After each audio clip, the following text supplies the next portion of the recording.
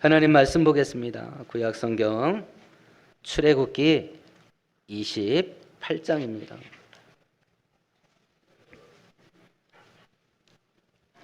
(123페이지입니다) 출애굽기 28장 1절부터 14절까지 한 절씩 교독합니다.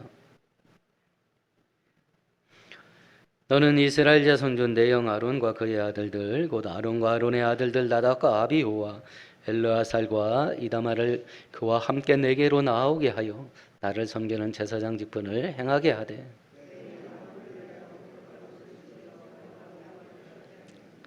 너는 마음에 지혜 있는 모든 자 곧 내가 지혜로운 영으로 채운 자들에게 말하여 아론의 옷을 지어 그들을 거룩하게 하여 내게 제사장 직분을 행하게 하라.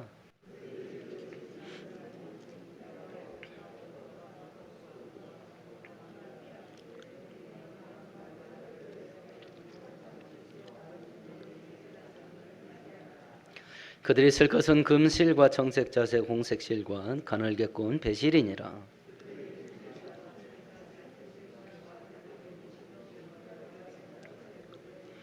그것에 어깨바지 둘을 달아 그 두 끝을 이어지게 하고,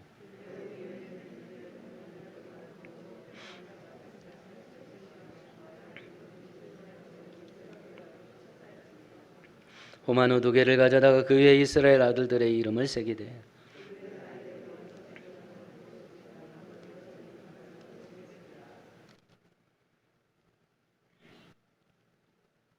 보석을 새기는 자가 도장에 새김같이 너는 이스라엘 아들들의 이름을 그 두 보석에 새겨 금태에 물리고,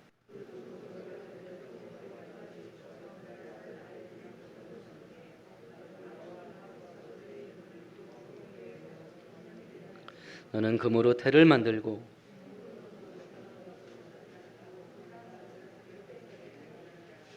아멘.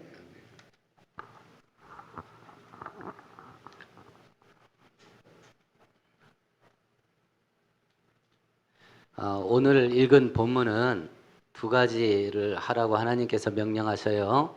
이제 하나님을 섬기고 하나님과 만날 수 있는 성막이 만들어졌으니까 그 성막 안에서 하나님을 섬길 제사장을 임명하고, 제사장이 제사장 직분을 감당할 때 입는 예복, 에봇을 만들어라 라고 하는 명령을 주셔요. 출애굽기를 기록한 목적을 반복해 볼게요. 세 가지 목적으로 출애굽기를 기록하십니다. 하나님이 당신의 백성들을 어떻게 구원하시는가, 구원의 방법을 알려주시는 거예요. 두 번째는 구원받은 백성은 어떻게 살아야 되나, 율법을 주심으로 그걸 알려주시고요. 세 번째는 성막과 제사제들을 통해서 어떻게 하나님과 동행하고 하나님과 함께 살아갈 거냐 하는 방법을 알려주시기 위해서 출애굽기를 기록합니다. 성막을 만들게 하시는 이유는 눈에 보이지 않는 하나님이 살아계시다는 것, 두 번째는 우리와 동행하고 계시다는 것, 세 번째는 우리와 만나고 교제하는 장소로 눈에 보이는 확증으로 주신 겁니다.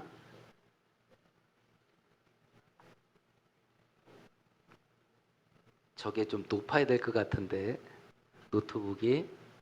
그래서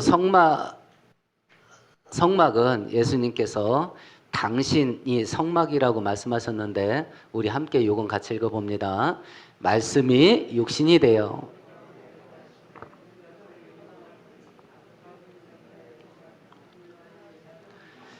빨간 글씨로 되어 있는 하나님 대신 예수님이 육신 돼서 우리 가운데 거하셨다라는 단어가 장막을 치다라는 단어예요. 그래서 이 성막과 잠깐 건전지 좀 바꿀게요.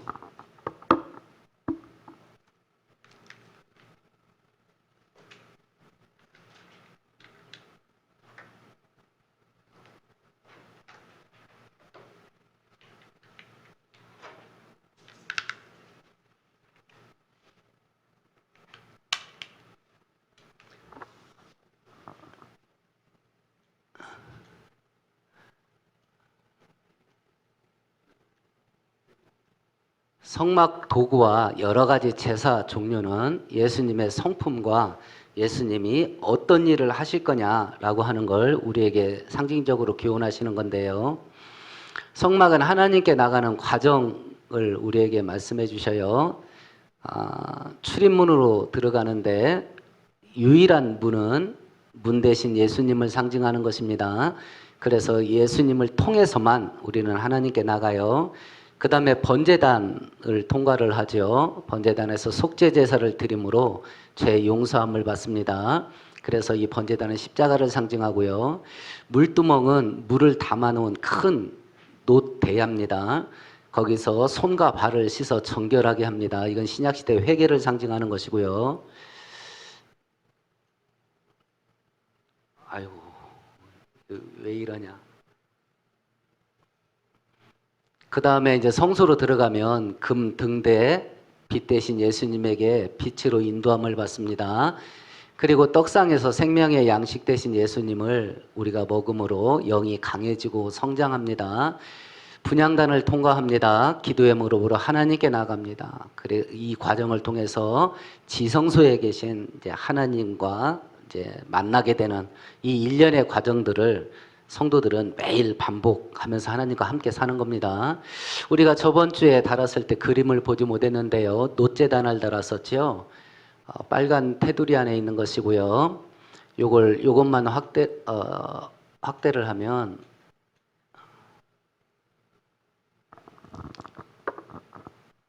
잠깐만요. 요거예요. 나무로 바닥 없는 통을 만들어서 겉은 놋으로 감싸고요. 가운데를 이 놋으로 만든 걸쇠를 만들어서 위에다가 재물을 태우고 밑에다가 이제 장작을 불을 태워서 재물을 태우는 도구입니다. 우리가 이 놋재단은 재물을 죽여서 속죄제사를 드림으로 재물이 대신 죽고 사람은 사는 이런 용도로 씁니다. 그래서 우리가 저번 주에 이 구원의 뿔 놋재단에 요게 뿔입니다. 요 네 개를 설치하게 돼 있는데 예수님이 구원의 뿔로 하나님이 예수님을 구원의 뿔로 우리에게 주셨다고 누가복음에 말씀하셔요. 실제적으로 죄를 진 자가 성소에 도망가서 저 뿔을 잡으면 사면받을 수 있었어요. 그러니까 죽을 수밖에 없는 제단에 저걸 붙잡으면 사는 뿔이 함께 있는 거예요. 그래서 죽을 수밖에 없는 우리가 구원의 뿔로 오신 예수를 잡으면 살 길이 열립니다. 그걸 알려주는 게 번제단이었고요. 한 장 내려보세요. 예, 오늘은 제사장을 임명하는 것과 제사장이 입는 예복을 만들어라라는 명령인데 이건 대제사장 복장이에요. 한 칸 내려보세요. 우리 같이 읽어봅니다. 너는 이스라엘 자손 중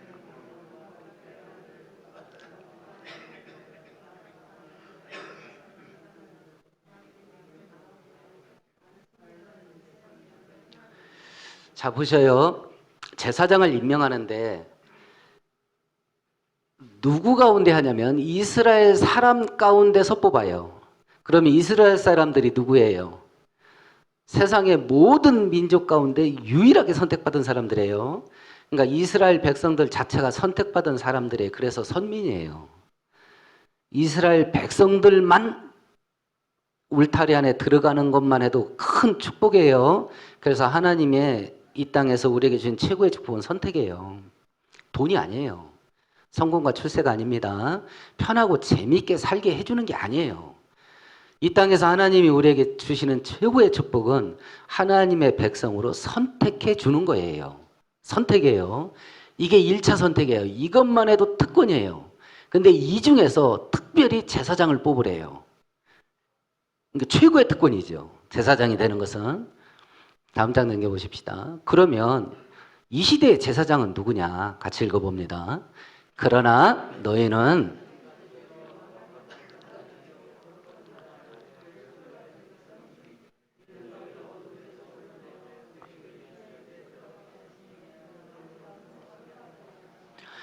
신약시대에는 너희는 모든 성도예요. 모든 성도가 제사장이래요. 그러니까 이 시대 오늘 제사장이 어떤 일을 하는가 하는 것은 예수님이 어떤 일을 하는가 하는 것을 교훈하시는 건데, 그 예수께서 내가 대제사장으로 이런 역할을 한다. 그런데 이 시대의 제사장들로서 너희들은 내가 했던 일을 그대로 해야 돼. 요걸 말씀해 주시는 거예요. 요걸. 다음 장 갑시다. 그러면 제사장이 해야 될 일이 뭐냐라고 하는 겁니다. 함께 읽어봅니다. 너는 이스라엘 중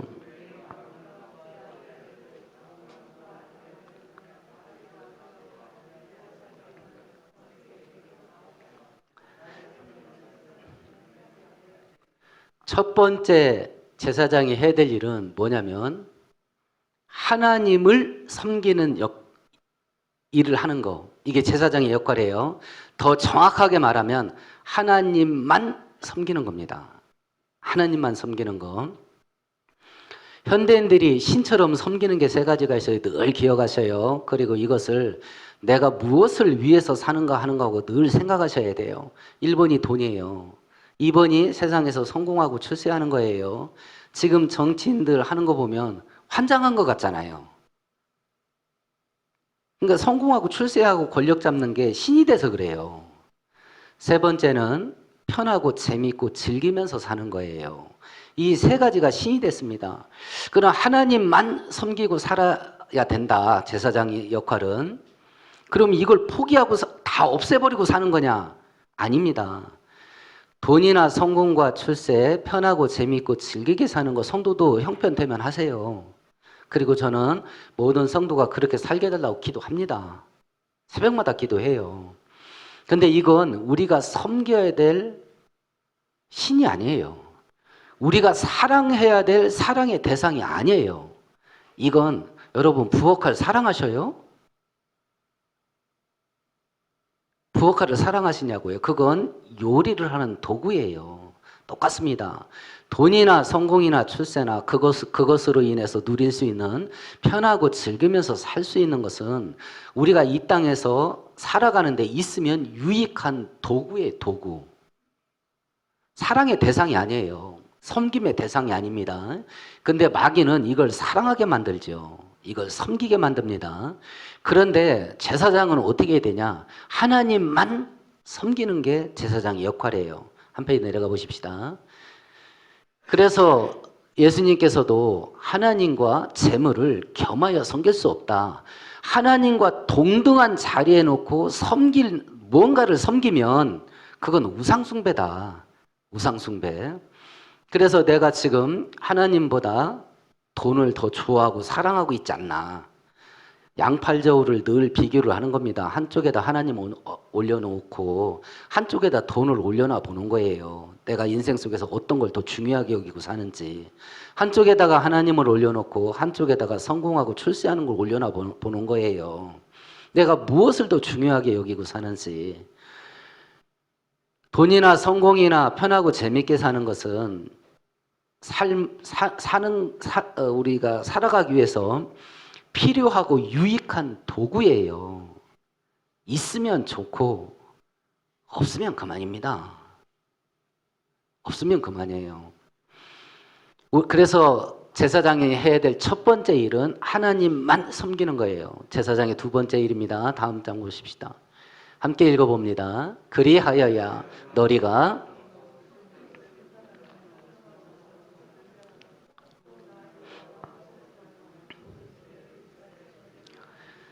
레위기 10장은 제사장의 임무를 기록한 그 부분인데 거기서 이렇게 말합니다. 제사장들은 본인이 거룩해라. 본인이. 제사장들은 본인이 거룩하고 두 번째, 다른 사람들에게 거룩한 길을 가르쳐라. 가르쳐라. 이게 제사장의 역할이에요. 그러니까 이 시대의 제사장인 우리는 내가 거룩한 길을 가야 돼요. 그리고 다른 사람에게 거룩한 길을 알려주고 그 길을 가게 해줘야 돼요. 이게 제사장의 역할이에요. 이것이.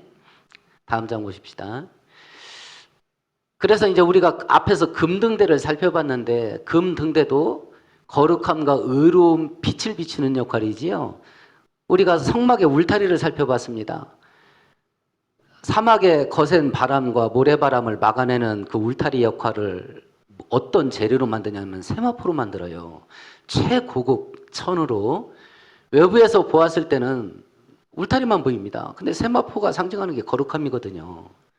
그러니까 이게 그러니까 한 줄기로 흐르는 겁니다. 교회와 성도가 예수님을 본받아서 세상에서 어떤 역할을 해야 될 거냐, 요걸 이제 알려주는 거죠. 다음 장 보십시다. 다음 장 봅시다. 자, 이제 제사장 예복을 이제 만들으라 명령하시는데요. 다음 장 봅시다.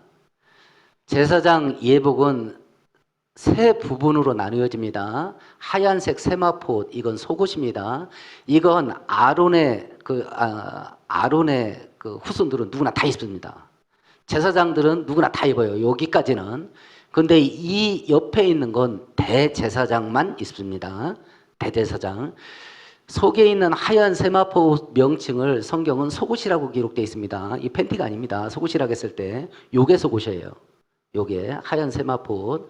그리고 겉에 입는 파란 하늘색 옷, 그리고 화려하게 꾸민 앞치마 같은 요 옷, 요게 세 부분인데, 요건 속옷, 하늘색 옷은 겉옷, 요 보석으로 장식되어 있는 앞치마 같은 화려한 옷은 에봇이라고 명칭이 알려져 있습니다. 이제 다음 장 보십시다. 이제 성경을 읽다 보면 제사장 옷을 설명할 때 나오는 명칭들을 잠깐 설명할게요. 관, 모자입니다. 모자. 그 한자어죠. 그 삿갓을 관이라고 그러죠. 의관을 정제한다. 옷과 모자를 갖춘다는 뜻이죠. 세마포로 만든 모자입니다. 관이라는 단어가 나올 때. 그리고 금패라고 돼 있는데 일종의 머리띠예요. 금으로 두들겨 가지고 머리띠처럼 만들어서 머리에 띠는 겁니다. 이게 금패입니다. 그리고 이 어깨 거리가 있죠. 이걸 견대라고 그럽니다. 어깨 거리. 에봇을 몸에 걸치는 용도지요. 어깨 끈입니다. 가운데 12가지 보석으로 장식되어 있는 그 판을 붙이게 되어 있는데 이걸 흉패라고 명칭이 붙어 있어요. 이건 에봇 허리띠고요. 하늘색 이 하얀색 그 세마포 옷 속옷이라고 명칭이 붙어 있습니다. 그리고 이 바깥에 화려하게 꾸며진 앞치마 같은 것이 에봇이고요. 그리고 이 하늘색 옷은 겉옷입니다. 그리고 이 겉옷 끝에 석류 모양과 그리고 금 방울을 교대로 쭉 두르게 돼 있어요. 그래서 대제사장이 성막에 들어가서 제사장 역할을 하면 왔다 갔다 움직이니까 뭔 소리가 나겠어요? 방울 소리가 나겠죠. 사람이 살아서 움직이면. 이거 방울 용도가 뭐냐면 성소에 들어가면요, 금등대, 분향단, 떡상이 있어요. 여기까지는 아론의 자손이면 어떤 제사장인지 다 들어가요. 여기까지는. 그래서 제사장이 이게 부정한 것을 씻지 않거나 합당하지 않은 사람이 들어가면 현장에서 즉사합니다. 그러면 성소에서 죽으면 다행이에요. 다른 제사장이 들어가서 시체 끌어내오면 되니까. 근데 문제는 지성소 들어가서 죽었을 때예요. 지성소에는 1년에 한 번 7월 10일 날 대제사장만 들어가요. 만일 대제사장이 지성소 가서 죽었다, 그럼 아무도 못 들어가. 거기는 대제사장만 들어가거든요. 그러니까 대제사장이 지성소에 들어가서 죽으면 아무도 못 들어갑니다. 그래서 그러니까 성경에는 없는데 유대인 전승에 의하면 7월 10일 날 지성소에 들어갈 때는 대제사장이 발목에 밧줄을 메고 들어간답니다. 그래서 바깥에서 이제 귀 기울여서 듣는 거죠. 지성소에 들어가서 딸랑딸랑 소리가 나면 살아 있는 것이고, 소리 안 나면 바깥에서 밧줄로 꺼내는 겁니다. 그걸 알려주는 용도로 이제 금방울을 다루라. 이렇게, 이게 이제 제사장 복장입니다. 다음 장 보십시다. 가운데 있는 흉패는 12가지 보석으로 장식되어 있는데 각 보석 하나마다 12지파 한 명씩의 이름을 새겨서 제사장 가슴에 달게 만드는 도구였는데요. 요건 다음 주에 살펴볼게요. 다음 장 넘어갑시다. 우선 성경 읽어보십시다. 그들이 쓸 것은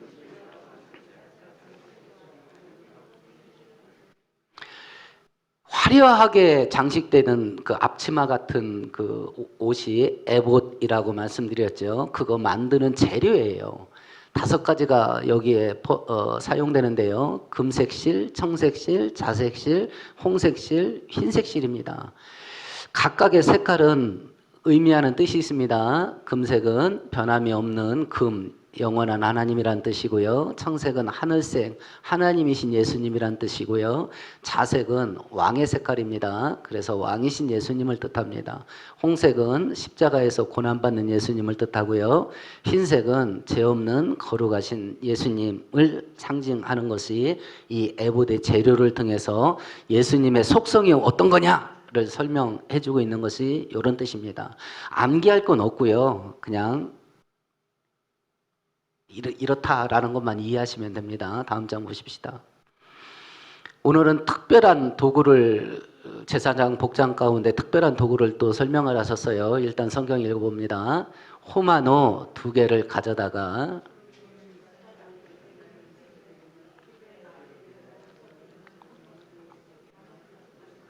다음 장이에요. 어깨 맨 어깨끈 위에 호마노 보석으로 2개를 만들으래요. 일종의 그 군인들 견장 같은 거 얘기하는 겁니다. 호마노 보석으로 2개 어깨 견대 위에다가 고정을 시켜라. 그리고 호마노 한쪽에 12지파 가운데 6지파의 이름을 새기고 다른 한쪽에 6지파 이름을 새겨라. 그러면 제사장이 하나님을 섬기기 위해서 제사장 옷을 딱 입으면 그 양 어깨 위에 어떤 형국이 된 거예요? 12지파를 짊어진 거죠. 어깨 위에 6지파씩 짊어진 겁니다. 제사장이. 그래서 이 호마노 보석이 상징하는 것은 제사장은 어떤 역할을 하냐? 12지파를 짊어지는 거예요. 우리 다음 장 보십시다. 우리 성경 같이 읽어봅니다. 이튿날 요한이 예수께서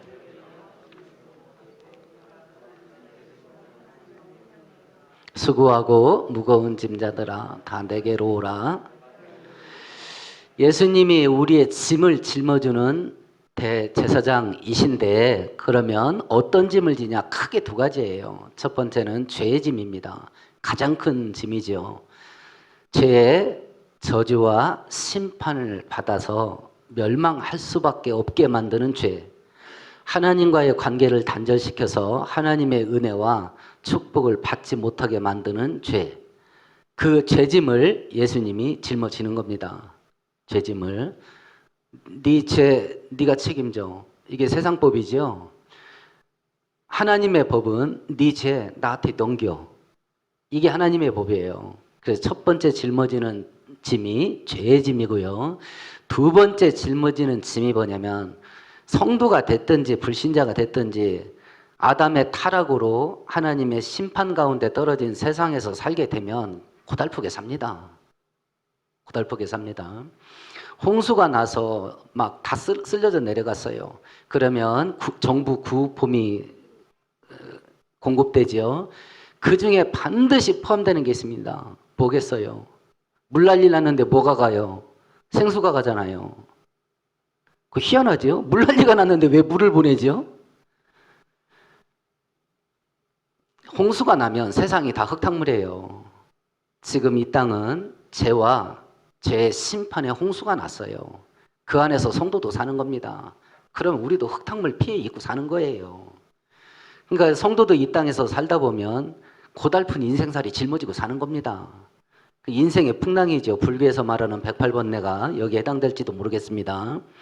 그 수고하고 무거운 짐, 고달픈 인생의 짐이 있잖아요. 질병의 짐이 있고 가난의 짐이 있고 인간관계에 뒤틀려가지고 사람 때문에 막 신경 쓰고 스트레스 받는 짐이 있고 수많은 인생의 짐이 있지 않습니까? 그걸 대신 짊어지겠대요. 그걸 대신. 그래서 대제사장이 호마노 2개를 양 어깨에 짊어지고 6지파씩 이름을 도장처럼 새겨서 짊어지는 것은 우리의 인생의 모든 짐을 짊어지시는 예수님을 상징하는 것이고요. 그럼 우리가 해야 될 일이 뭐냐? 다음 장 봅시다. 성경 읽어봅니다. 내 짐을 여호와께 맡기라.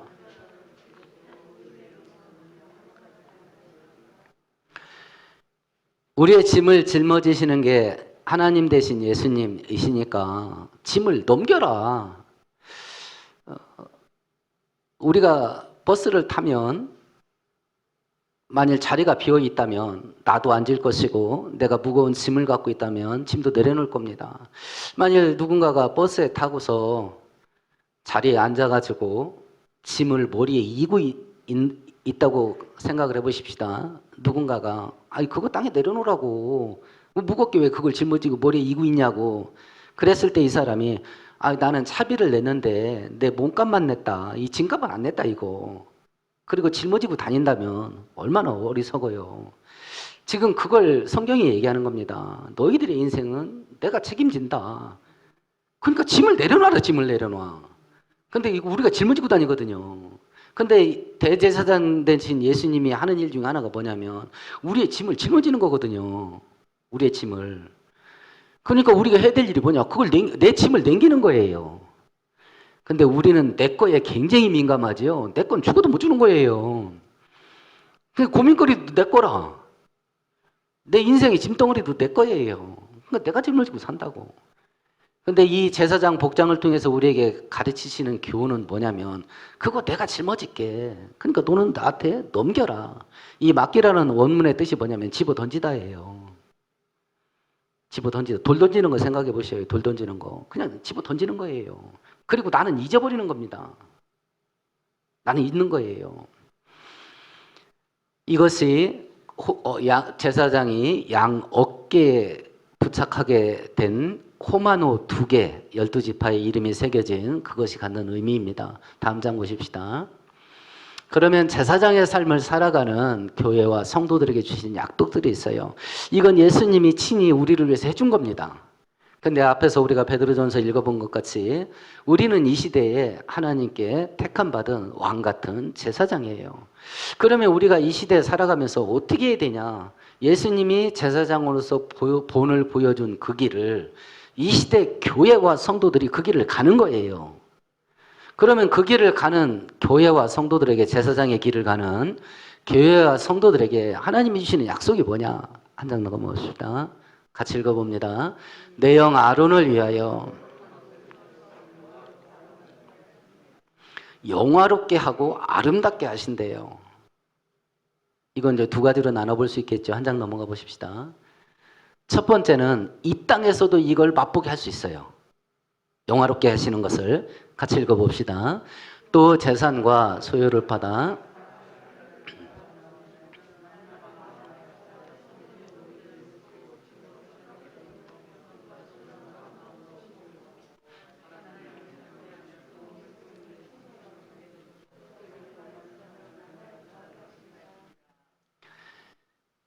참된 교회의 모습이 나타났죠. 성령의 충만을 받아서 이런 거 하겠습니까? 내 재산 다 팔아서 필요한 사람한테 나눠줄 수 있겠습니까? 매일 성전에 모여서 하나님을 섬기고 그리고 성도들끼리 기쁨의 교제를 나눌 수 있겠습니까? 근데 진짜 교회 모습이 나타났어요. 그 모습을 보고 불신자들이 어떻게 했냐면 칭송을 했습니다. 영화롭게 된 거지요. 저 사람들 말이야 막 이러면서요. 교회와 성도들이 이 땅에서 영화롭게 될 수도 있습니다. 이 땅에서 상대방 세상과 불신자들에게 인정을 받고 높임을 받을 수도 있습니다. 북한은 걸리면 죽습니다. 이슬람도 걸리면 죽습니다. 그런데 이 땅에서 영화롭게 되는 것을 받을 수도 있습니다. 우리나라는 받을 확률이 굉장히 많습니다. 제사장답게 살면 거의 확실합니다. 우리나라에서는 죽을 일 없어요. 지금 우리가 교회가 욕먹는 것은 교회와 성도가 제사장 역할을 못해서 욕 얻어먹는 겁니다. 그러니까 우리나라에서는 교회와 성도가 제사장답게만 된다면 우리나라 안에서는 영화롭고 칭찬받을 수 있는 확률이 거의 100%입니다. 다음 장 보십시다. 이건 반드시 됩니다. 이건 같이 읽어봅니다. 나는 선한 싸움을 싸우고 나의 달려갈 길을 마치고 믿음을 지켰으니 이제후로는 나를 위하여 의의 면류관이 예비되었으므로.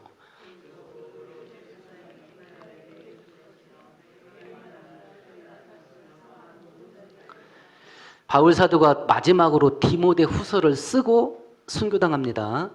그러니까 이 땅에서는 바울 사도가 영화롭게 되는 거 못 얻었습니다. 그런데 바울 사도는 확신을 합니다.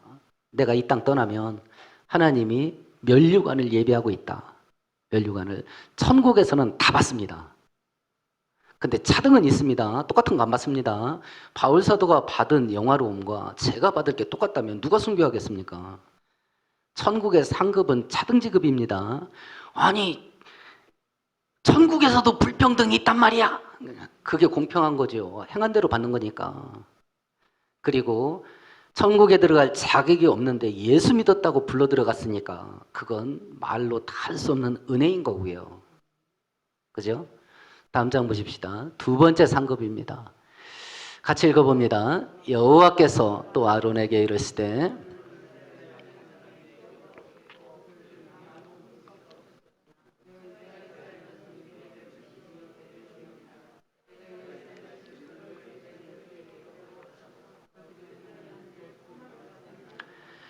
회막에서 하는 일, 하나님을 섬기는 일에만 전념할 수 있도록 11조를 소득으로 주겠다.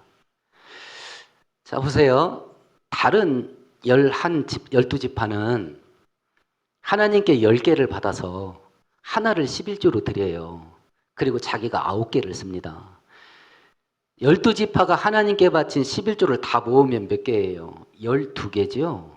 그 12개를 12개 가운데 10분의 1을 아론과 그 후손들이 가져가요. 제사장들이.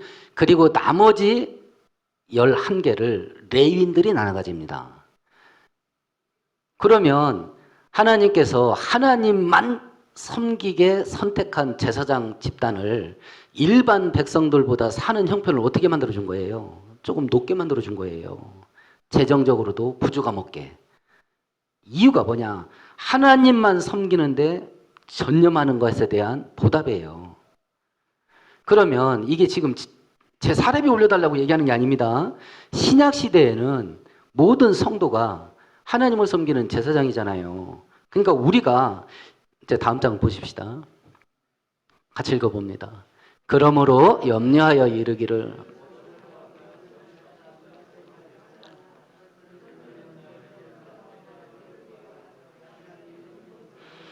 이걸 얘기하는 거예요. 내가 직장에 다니는 목표가 뭐냐? 직장에 다니는 목표가 두 가지입니다.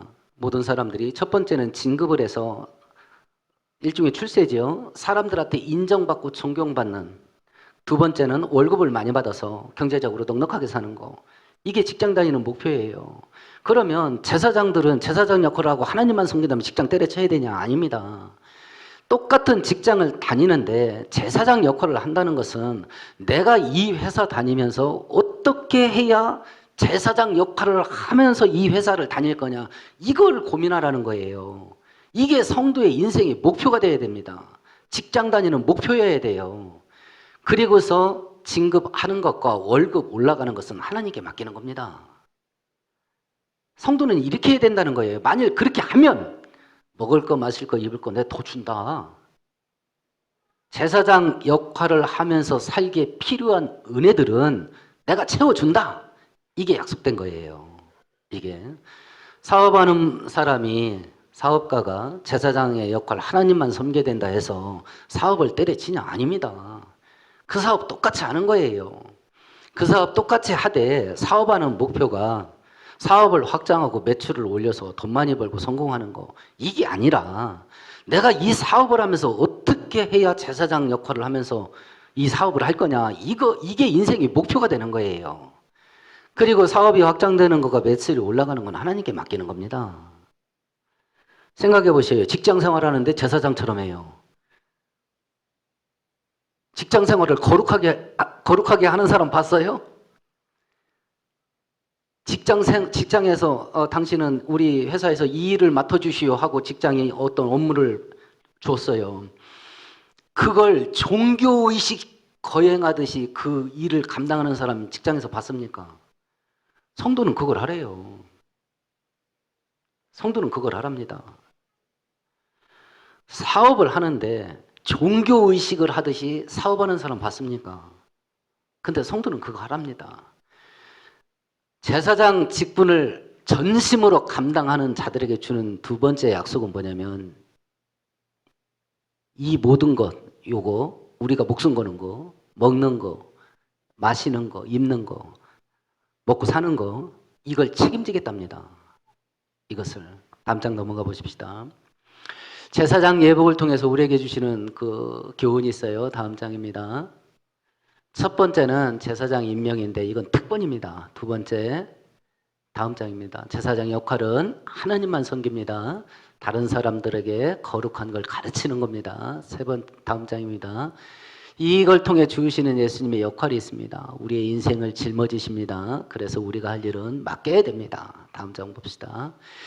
제사장 사역을 잘 감당하는 교회와 성도들에게 주는 약속이 있습니다. 영화롭게 하셔요. 그리고 그 일에만 전념할 수 있게 땅에 기름진 것으로 충만하게 부어주겠다는 약속이 있습니다. 그래서 우리가 하나님이 부르신 이 성도의 삶을 살아가는 건 이래도 복받고 저래도 복받는 길이에요. 근데 이 복된 길에 들어와서요, 하나님한테도 책망받고 불신자들한테도 맨날 요구도 먹고, 이게 현대교회예요. 이게. 그래서 이 제사장 직분과 제사장 예복을 통해서 주시는 이 교훈은 이 길을 따라가는 우리들에게 무한한 은혜의 길이에요. 올 1년 동안 우리가 직장과 사업장 속에서, 가정 속에서 제사장 직분 잘 감당해서 이 복을 누리는 우리 모두가 되기를 축원드릴게요. 하나님 아버지, 하나님께서 우리를 부르신 이 부름의 길은 오직 은혜와 축복입니다.